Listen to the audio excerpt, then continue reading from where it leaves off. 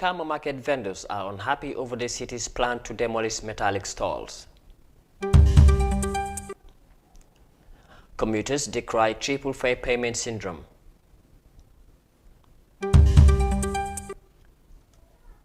The Gambia media fraternity mourns the demise of veteran journalist Ba Traoré.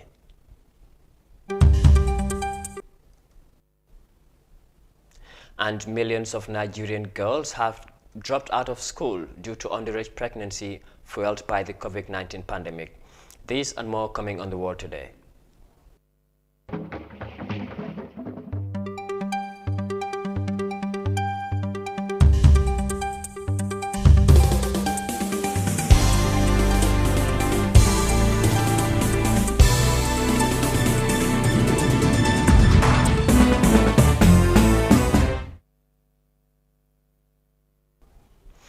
Hello and many thanks for joining us on this bulletin of The World Today. I am Abdullah Sise.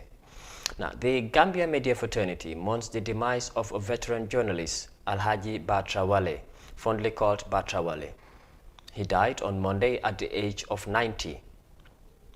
Ba, as he was fondly called, began his journalism career in 1961 with the establishment of his own newspaper called New Gambia. Ba Traoré's professional life was selflessness and sacrifice for the development of Gambian media. And as a unionist, his commitment and dedication to the welfare of journalists is unquestionable. Now, Mr. Shirif Jr., the president of the Gambia Press Union, says the history of the Gambian media is incomplete without mentioning Ba Traoré. He adds that Ba lived for the good of journalists and press freedom, and his legacy for standing for all that was right for journalism would long be remembered. The Gambia Press Union celebrates Ba's legacy as a professional and progressive journalist who, despite the challenges of journalism of his time, never relented. During the 2017 National Journalism Award, Ba was awarded in recognition of his role in the development of journalism in the Gambia. He was laid to rest on Tuesday at the Latikunda German Cemetery. Now, the vendors at the Brikama market are crying foul against the city's area council for its plan to demolish their metallic stalls and build new ones in the market. But the move has sparked concerns among vendors of the market and saying the newly built stalls may not be given back to them. Our reporter Binta Jallo has been talking to some of the people affected, and she files in this report. About 200 shops in the Brikama market are about to be demolished by the council. As part of its quest to build a modern and standard market for the people of Brikama and its surrounding, officials of the Brikama Area Council for the past years have been confronted with a lot of challenges to implement their development agenda in transforming the market. But the recent outbreak that have a negative impact on vendors and residents of Brikama forced the council to go ahead with its long-time plan of renovating the market. However, the move did not go down well with some of the vendors at the market. Around February. This has been going on for a while now, since February. The area council came here and took our names and phone numbers. When I asked them what was going on, they said they were going to call for a meeting, but they never did that. After a week, they came with a notice of 2 weeks, and then we have to vacate our shop. We all welcome the development they have said they are bringing to the market. We've all seen pictures trending on social media about the Brikama market. I have been in this market for so many years, and I can't get a permanent place to sit. If I sit anywhere, the area council will come and ask me to leave. We are citizens like the people working in the area council. If they remove us from here, how are we going to survive? We are voting for the government, but it looks like it's in vain. This is where we are surviving. So if they ask us to leave this place and go to the allocated area they give us, how will we survive before people know our location? I'm sure the government is not going to give us anything to survive. This is really disturbing. I lost my dad, and I am the breadwinner of my family. I'm even embarrassed at the moment going home every day without any money in my pocket. Only God is helping me in terms of survival. I'm pleading to the area council to at least, if not all, agree to some of our demands. We visited the Brikama Area Council to know their side of the story, and Piero Lamin Signate said the council has project signed with their counterpart, a project worth $1.9 million for the construction of 88 market stalls, and the affected sites is where the complainants are currently, and they use the taxpayers' money to implement these projects. He said they are adhering to the needs of people, thus they are compelled to do this. He added that they were in agreement. I think they are miscommunicating, or they are judging things. The assurance is already there. You understand? Because prior to our going there, we are dealing with they have a body representing them. That's the local market committee, of which council don't have a hand in selecting them or in electing them whatsoever. But they themselves as vendors, they came together and formed that association. That's the vendors association, and it's been led by a local market committee. So basically, council is directly dealing with that local market committee. Whatever we want to do, whatever we intend to do at the market level, our first point of call is those people. We call on them, we put forward our intention, we agree. There are some instances we will disagree, but we end up being agreeing. That's natural. The Brikama market is one of the largest in the West Coast region and among the busiest in the country that attracts some thousands of people from all walks of life daily for both businesses and shopping activities. More than 72 stalls were born to URSS in the Brikama market last year, which left the market struggling to accommodate the demand from the people in the region. Reporting for iAfrica TV, Binte Jallo. Market vendors there expressing their frustration towards the Brikama Area Council. Transportation has been a major challenge in the country as people converge at garages to execute their day-to-day activities. Traffic congestions being part of the challenges, commuters highlight what appears to be a civilized form of financial robbery by commercial drivers, especially during peak hours of the day. The Gambia Transport Union attributes the root of the problem to increment of pump prices and lack of good roads. More of that in this report. The traffic in the Greater Banjul area is marked by one-way traffic as people go at the same time towards the capital city Banjul in the early hours of the day and then to the opposite direction as soon as midday. Commercial drivers take advantage of this predictable situation to set their own traps for anyone who is capable of paying $1 for a taxi service. The cutting of the long journeys into several picking and dropping clusters becomes the order of the day. Drivers will justify their self-initiated charges to the long hours of the traffic jams. Commuters have always called for government's intervention to sanitize the transport sector. Maimuna Jallo is a resident of Brikama. She explains how much it cost her to be able to make it to school. It does affect us normally, even during lectures, especially in the morning when we are coming to school. We don't have vehicle direct to the school gate. So we come, normally the drivers drop us at Westfield, then we will have to walk to the school, or we take a vehicle to just one again. Then we go to school, and which will delay us for our lectures. Normally we go late, and then the lecturer will be complaining, which affects us a lot. The government should do something about this because it is becoming more and more rampant nowadays. The drivers will come here instead of going to Brikama. They will be going to Brikama direct, but they will be stopping at every place. They will say Latrikunda, then Tabokoto, then Lamen, then Parada Busumbala before they reach Brikama, which is a problem. And normally our money is not always enough for us. For Mohamed Samura, one needs to draw a strong budget to be able to leave the West Coast region for Sarekunda. Transportation from Brikama is a big challenge now because the fare to and from Brikama is $17. But now, what you pay before you reach Brikama will be more than $50 because of the multiple paying of fares. You pay $10 to Abuko, then pay another $10 to Lamin, $10 to Airport Junction, and pay another $10 again to go to Birkama, which makes transportation too costly. I'm pleading with the Gambian government and the transport union to look into the transport issues because it is affecting us a lot.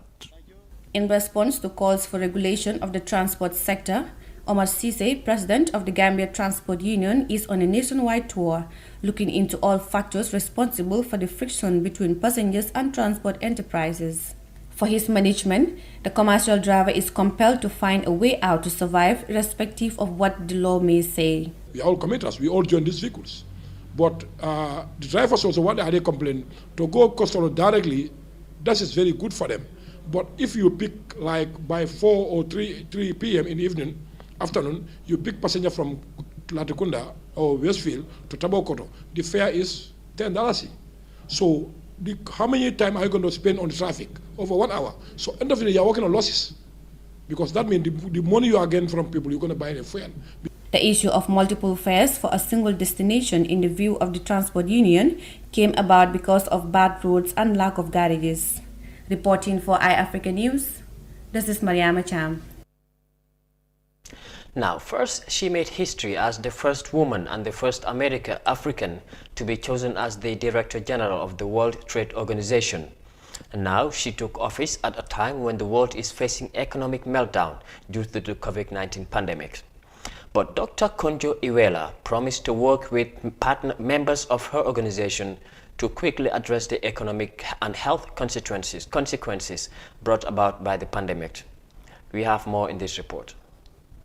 Dr. Okonjo Iweala is the first woman and the first African to be chosen as Director General of WTO. Her term will expire on 31st August 2025 with renewable option. The General Council decided to choose her following months of uncertainty, which arose when the United States initially refused to join the consensus around Dr. Okonjo Iweala and through its support behind Trade Minister Yoo Young-hee of Republic of Korea. Following Ms. Yu's decision on 5th February to withdraw her candidacy, the administration of newly elected U.S. President Joe Biden dropped the U.S. objection and announced instead that Washington extends its strong support to the candidacy of Dr. Okonjo Iweala. In her first day at the WTO, she met with directors and took an oath of office. She also attended a meeting of the General Council, the topmost decision-making body of the WTO. Dr. Okonjo Iweala said a key priority for her would be to work with members to quickly address the economic and health consequences brought about by the COVID-19 pandemic. We need to prioritize action on COVID-19 both for the immediate and longer term and focus on completing the fisheries subsidies negotiations before the middle of the year. We must agree the roadmap for reform of the dispute settlement system and prepare a work program to achieve this, which can be endorsed at MC12. The consultation process undertaken by the chair and facilitators was established through guidelines agreed by all WTO members in a 2002 General Council decision. These guidelines spelled out the key criteria in determining the candidate best positioned to gain consensus is the breadth of support each candidate receives from the members. During the DC selection processes of 2005 and 2013, breadth of support was defined as the distribution of preferences across geographic regions and among the criteria of members generally organized in WTO provisions, that is, least developed countries, developing countries, and developed countries. This same process, agreed by all members in the General Council in 2020, was strictly followed by Chairman Walker and his colleagues throughout the 2020 and 2021 DC selection process. Reporting for Africa TV, Binta Jallo. Still on the alleged massacre of the West African migrants in the Gambia, one Eric Yao on Tuesday gives his account on the arrest and detention of at least 50 migrants stranded at the shores of Barra. In his testimony, the witness says he was heavily tortured while detained by the law enforcement agents. Khadija Seka reports. Eric Yao told the commission that upon reaching the shores of Barra, he and 5 others alighted the boat to make a call, but were caught and taken to the police headquarters in Banjul on allegations that they were thieves. The witness recounts his arrest, torture and electrocution he suffered in the hands of the law enforcement agents of Yahya Jammeh. I was electrocuted on my genital organs and parts of my body. Who did that? Sergeant Du is the one that did it. He was a left-handed man. What exactly did he do?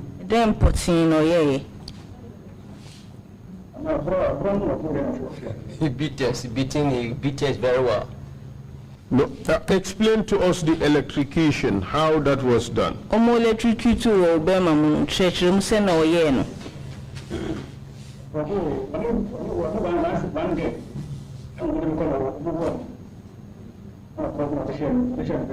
He and one lady, they sent me inside a room, they naked me, he blocked something on the wall and electrocuted my genital organ.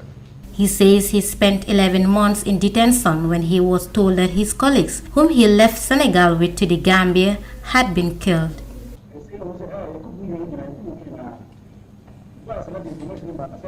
Some Nigerians came there and said that your brothers, they have killed all of them.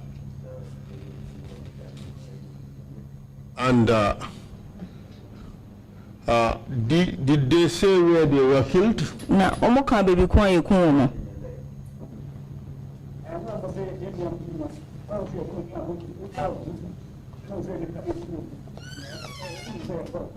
They said that they have killed 8 of our people. Where exactly? In Bluefoot. Families of the 44 Ghanaians murdered in the Gambia in 2005 had filed petitions to the Truth, Reconciliation and Reparation Commission demanding that Yahya Jammeh and the junglers be brought to justice and compensation paid to the families and survivors. This comes after junglers testified before the TRRC that they participated in the killing of the Ghanaians and other West African migrants on the orders of Yahya Jammeh. Reporting for Africa News, I am Khadija Seka. To South Africa now, where the country has sustained a severe setback due to the government-implanted COVID-19 lockdown across the country. Over 3 million jobs have been lost due to the pandemic, and women constitute almost 2 million of the people affected. However, a clothing bank in Cape Town has opened its doors to women who want to start their own business. More of that in this report. South Africa's economy took a devastating blow during the COVID-19 lockdown, but women have been left worse off than men. In April, which was the first month of total lockdown, so everything was shut down except for essential services. Of the 3 million jobs that were lost, just under 2 million belonged to women. The clothing bank in Cape Town, which helps females start their own businesses, had hundreds of women flock to their doors in a desperate search for work. We've really got a lot of applications. We had to turn the applications to doing them online because of the protocols, the COVID protocols. But there is a crisis out there. So we had to in fact start a whole food scheme during the lockdown because we were really getting a lot of requests from people saying, please, can you do something, please help us. The bank was only able to accommodate some of the women who had nowhere else to turn. A lot of companies closed, and especially in the area where I live, most of our women works in clothing factories. And they were very hard hit in terms of companies closing and never actually opened after we went back to level 3. Most of our women in our areas is single parents, dependent on the social grant. I'm a mother of 1 child, a son, and I'm unemployed. I'm at the clothing bank at the moment as a trainee. It's really stressful. You feel small because you can't provide for your family, especially for my child. You can't pay school fees, you can't pay transport, you have to rely on someone else. Women have suffered the brunt of the COVID-19 pandemic, raising concerns that gender inequalities in the labor market have worsened. So your level of education is affecting how COVID is impacting you. So people with less than 12 years of education have been the highest hit in terms of job losses. This again goes to our history because of the inequalities in terms of education, inequalities in terms of access. There's been huge progress in South Africa over the last 20 years to include women in the job market and elevate them to management positions. But many of those gains are being eroded by the marathon lockdown. The Ghanaian sole survivor of 2005 Gambia migrant massacre appeared before the Truth Commission on Monday. Martin Kerr explained to the commission how he and his colleagues suffered in the hands of the Gambian security officers ever since his arrival in the Gambia to the day he escaped from the soldiers in a forest. About 51 West African migrants bound for Europe were murdered in the Gambia by the junglers, the then killer squad of the former President Yahya Jammeh in 2005. Martin Curry, the sole survivor, says he left Ghana in 2005 to Senegal because that's the backway route they used to go to Europe. The witness told the Truth Commission that they were tortured by soldiers upon reaching the seaport in Banjul and they were armed with cutlasses. It's about soldiers with cutlass. It's not about asking you where you are coming from, but rather beating you. You said soldiers with cutlass and guns. Yes. So, initial stage, the way they are beating and the things going, we thought that they are going to put us in the sea. So, we were brought to Banjul port. When you come down from the vessel, you meet a soldier with long cutlass. So he put the cutlass at your top here, and he just tear it, and all your shirts go down, and you put it at your thigh here. He just tear it, and your trousers is off. Martin says he was detained at Bundung Police with 9 others over a week. He says 5 of them were taken to an incompleted story building and later picked by soldiers at night. The witness explains to the commission how he managed to escape from the soldiers. Someone will say, Ajamu said, I live at Abuakwa, and my wife and my children are there. If you have chance to go, try to, And other guys say, I'm from Western region, and other guys say, oh no.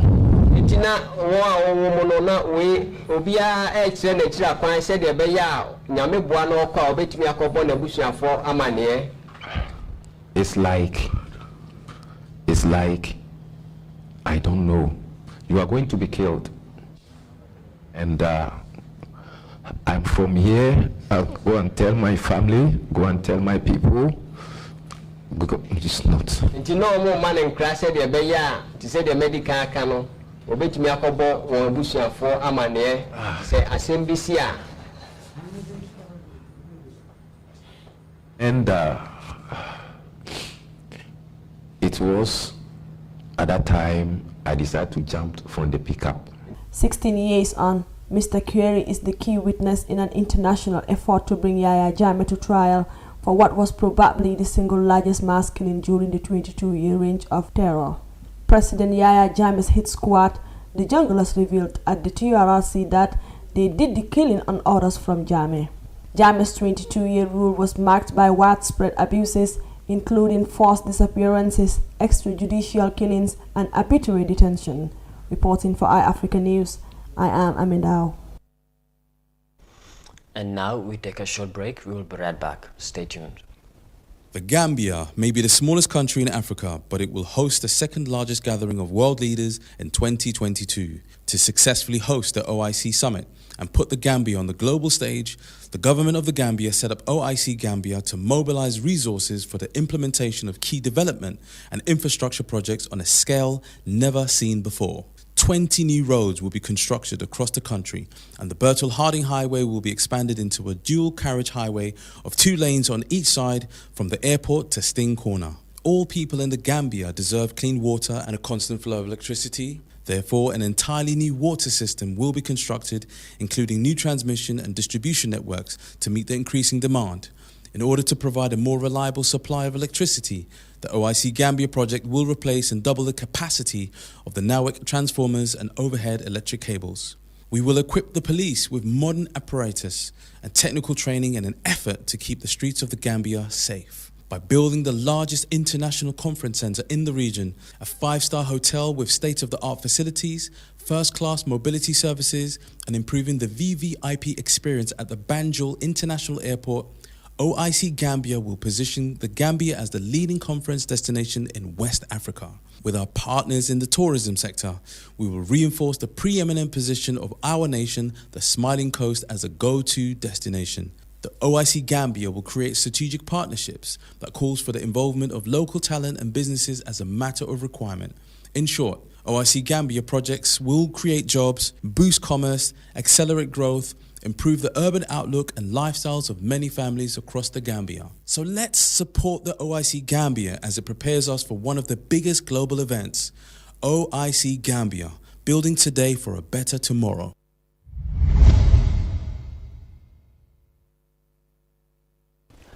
Welcome back, and you're watching the World Today News Bulletin on iAfrica TV. The witness of the horrendous human rights violation of the 2005 West African migrants' killing said the incident was a terrible one and it was scary. They explained how the event happened and the steps they took to see something was done about it. Our reporter Omar Toure had a discussion with some of them, and here is his file. Ismail Ajani, the Alcalo and Imam of Ghana Town, gives a recollection of the event when they discover dead bodies at the Parks and Wildlife Forest here in Brufut. At the mosque by 2 o'clock, when I was waited by the PIU that they should come and report at the PIU. So when I came, they said, "Oh, we have found dead bodies lying the bush there. So we'd like you to, whether you can identify any of them, whether a Ghanaian from a Ghanaian community." So unfortunately I came and then sighted the place, and where I came at times, I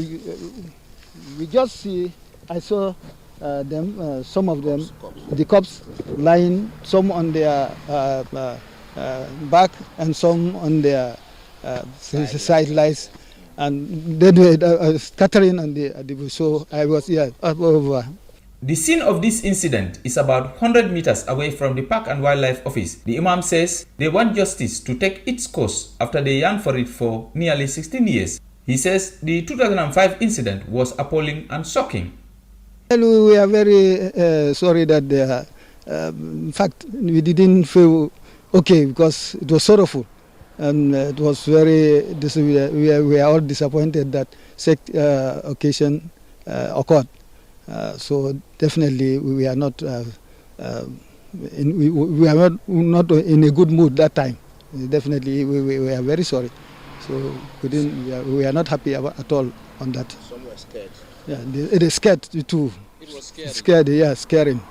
The former foreign minister, now the president of Ghana, Nana Akufo-Addo, came here to investigate this killing. But how did his investigations end? Al-Hassan Muhammad Koli, the deputy imam, explains.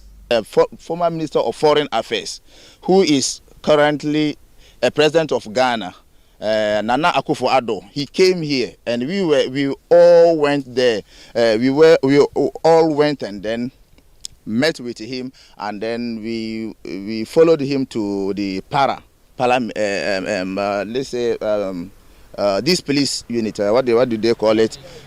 PIU unit. So we went there, and then he was in fact even asking the PIU inspectors who were there that where are the informations, because if anything like this occurred, they should be able to have the files. But I was standing there, they were not able to even bring out the file. It was like they were not prepared to even give any information.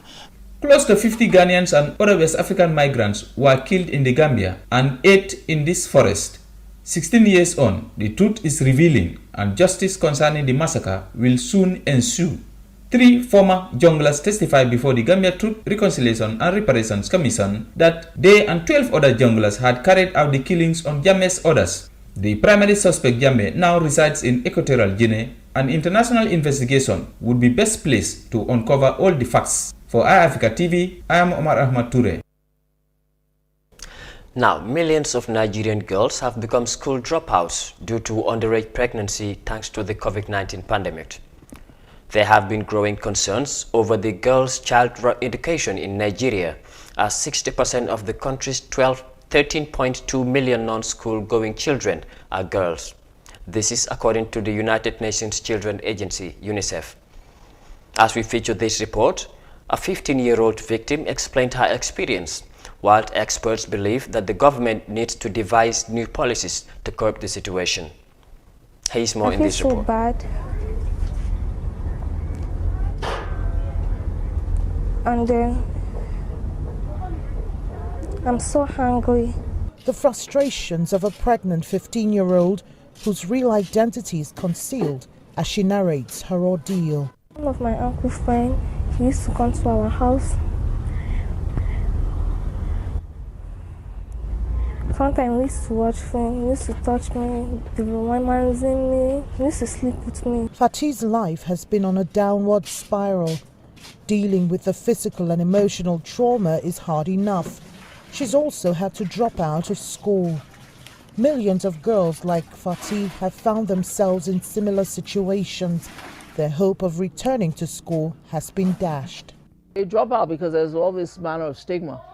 You know, they're made to feel as if they've committed the worst possible offense socially. You know, they're made to feel as if they've broken taboo. And that's one of the reasons why many of these girls hide the pregnancy. Some will not say they're pregnant until they're so advanced, you know, in the pregnancy, and that puts them at risk, maternal risk. According to a World Bank report, about 11 million girls from middle and low-income countries like Nigeria may never return to school. This is as they become vulnerable to sexual and domestic abuse, forced labor, and underage pregnancy amid the COVID-19 pandemic. For a country like Nigeria, having more girls out of school has far-reaching consequences. We lose $200 billion every year by not adequately educating and utilizing the female members of our workforce. So that's money lost for the economy. Why do I say that? Is because, you know, most of these women drop out of school, you know, so they're not able to become financially independent in many cases. Education for the girl child in Nigeria has been at the center of conversations. According to the UN's Children Agency, UNICEF, 60% of the country's 13.2 million out-of-school children are girls. Factors like religious beliefs, insecurity, poverty, and gender inequality are major drivers of this statistic. It's now exacerbated by the pandemic, destroying the decades of efforts to reverse the trend. Experts say governments may need to enact policies that can support pregnant teens and reintegrate them into the educational system. Now, traditional weavers in Tunisia are facing financial challenges amidst the COVID-19 travel restrictions in the country. Businesses were largely affected as thousands of their products could not be exported and domestic festivals are also halted. However, the government has launched a national program that could help resuscitate the industry in the next 2 years. Suad is a craftswoman who has mastered the art of weaving different products using date palm leaves. Basket weaving is her favorite activity, which she learned from her grandmother. I learned this art form when I was 5. I'm still using the same process. I choose the best palm leaves from the oasis. I work for hours and sometimes for several days to make a single item. The baskets are very useful. I've made tens of thousands of items. That's how I've always earned a living. The craftswoman makes fashionable items and modern designs to attract new clients. Suad also sells carpets, trays, floor mats and wall decorations in her boutique. This job is not easy. It needs patience and talent. I'm trying to transform this ancient art and heritage by making modern items which can be used for decoration at home or anywhere. Many clients make special orders for their businesses, companies, or hotels. The president of the National Handicrafts Federation says traditional weavers are facing financial difficulties due to the COVID-19 pandemic. The situation of palm leaves weavers is very difficult. Thousands of professionals are no longer exporting their handmade items. Domestic and international exhibitions and fairs have been interrupted for more than a year now. Their unique source of income is threatened. According to the Tunisian Confederation of Industry and Handicrafts, the import of counterfeit has affected the original products made by traditional craftsmen. The government has launched a national program to support palm leaves weavers over the next 2 years. Tunisian palm leaves weavers say the absence of tourists due to travel restrictions has dealt a heavy blow to their activity during the first and the second wave of the pandemic. In addition, young apprentices are reluctant to learn this ancient art. And with that, we come to the end of this bulletin of the world today. On behalf of the entire production team, thanks for watching and have a pleasant evening.